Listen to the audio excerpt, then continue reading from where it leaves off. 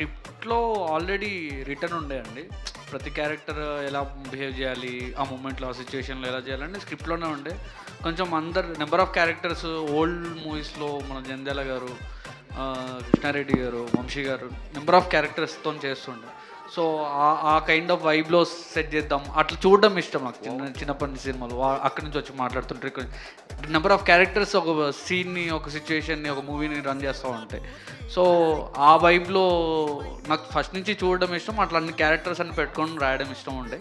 So లక్కీగా అంత easy process అయ్యింది. కొంచెం సెట్లో ఇబ్బంది ఉంటుండే ఫస్ట్ మూవీ కాబట్టి, ఇంతమందికి